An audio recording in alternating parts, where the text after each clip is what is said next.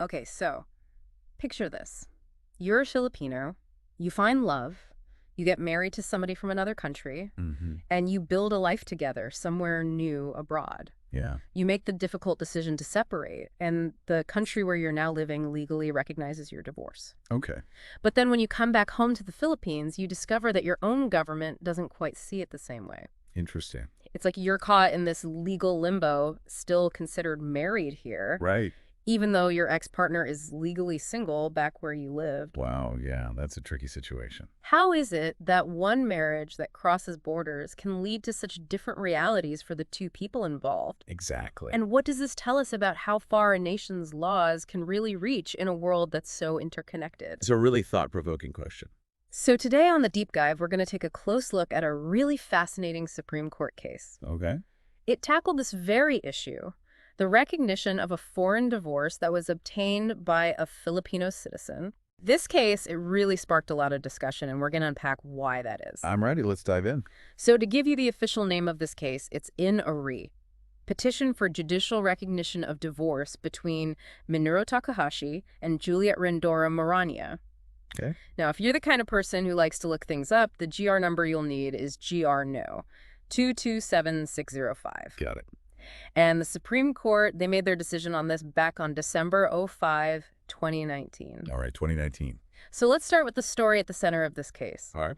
It involves Juliet Moraña. She's a Filipina, Okay. and she married Minuro Takahashi, a Japanese national. And their wedding took place right here in the Philippines, in San Juan Metro, Manila, on June 24, 2002.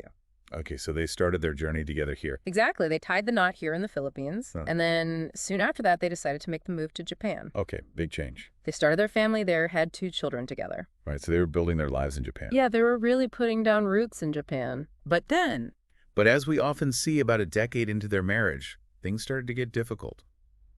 relationships can be complicated. They really can. And Juliet, she shared that their relationship, it became strained over time. What were some of the challenges they faced? Well, she mentioned that her husband wasn't consistently providing the financial support that their children needed. Oh, that's a significant issue. It is. And Right. on top of that, she stated that he had started living with another woman. So a difficult situation for Juliet and the children. Absolutely.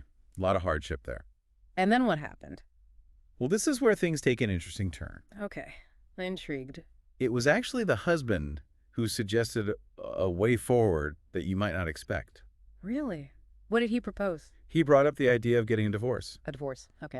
And according to Juliet, his reasoning was that if they were divorced, their children would actually become eligible for financial assistance from the Japanese government. Oh, interesting. So he saw it as a way to help support their education. Exactly. He believed it would be financially beneficial for their children. And how did Juliet respond to that? Well, she thought about it, and she agreed to pursue the divorce. So this wasn't a typical messy divorce battle. Not in Japan.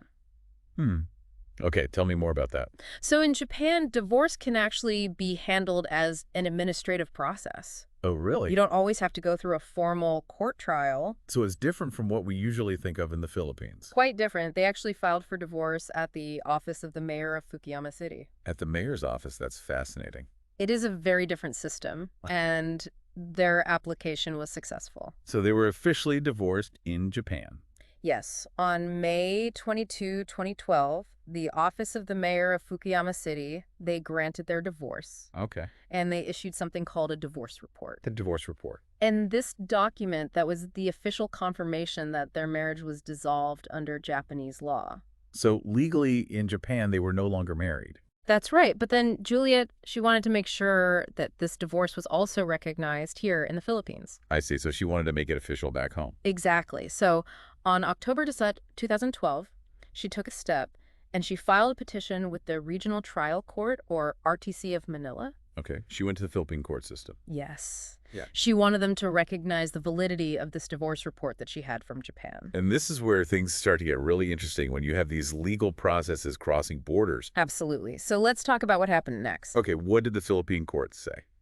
Well, initially things didn't go Juliet's way. Oh, no, what happened? The RTC, they dismissed her petition.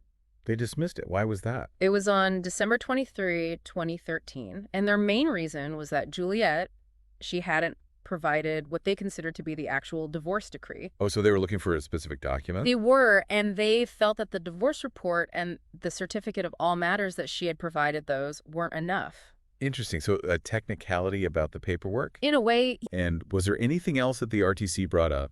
yes. They also pointed out that it was Juliet herself who had obtained these divorce documents. Okay. And at that time, they viewed that as something that wasn't allowed under Philippine law. So there were a couple of hurdles for her at the RTC. There were, and to make things even more difficult, her motion for reconsideration, that was also denied. Oh, so she faced a setback at that level. She did, so then she decided to appeal to the Court of Appeals. Okay, so taking to the next level, hoping for a different outcome. Exactly, and unfortunately for Juliet, the Court of Appeals, they also upheld the RTC's decision. Oh no, so another roadblock.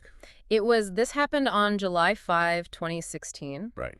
And they basically agreed with the RTC's reasoning that she needed to provide stronger proof of the divorce actually happening, Okay. and that she had to clearly show that it was done according to Japanese law. So they wanted more evidence on both fronts. Yes, and crucially, they stated that under Section 26 of the Philippine Family Code, a foreign divorce decree obtained by a Filipino spouse could not be recognized. That's a pretty significant statement. It essentially meant that even if the divorce was valid in Japan, it wouldn't automatically be recognized in the Philippines just because a Filipino spouse was involved. So where did that leave Juliet?